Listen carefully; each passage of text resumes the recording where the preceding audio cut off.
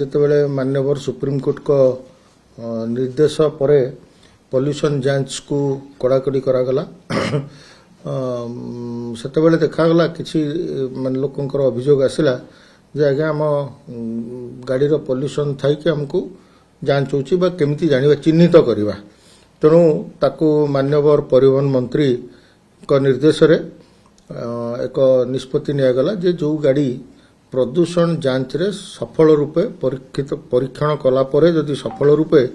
प्रदूषण मुक्त बोली प्रमाणपत्र पाती ताले सेमाने गोटे गोटे ग्रीन स्टिकर लगेबे एवं से ग्रीन स्टिकर गुड़िक केमती दिया से बाबद एक विधिवत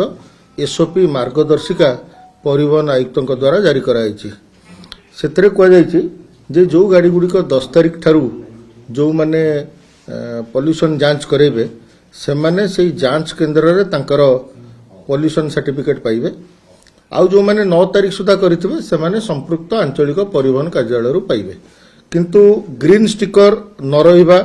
जोगु कोनोसी प्रकार जांच रो सम्मुखीन हेबेनी बा ग्रीन स्टिकर गोटे मैंडेटरी डॉक्यूमेंट नुहे किंतु फॉर्म 59 जोटा कि प्रदूषण मुक्त प्रमाणपत्र आपण आसीबो सेटा आपण को पाखे रखिबा दरकार डिजिटली रखि परंती फिजिकली रखि परंती आउ एम परिवहन रे आपणकर परिवहन वैलिडिटी देखौथुवा दरकार ग्रीन स्टिकर एक सांकेतिक व्यवहार करा जिवो जे चिन्हट करिया पई ए गाड़ी रो प्रदूषण मुक्त प्रमाणपत्र वैध प्रमाणपत्र अछि।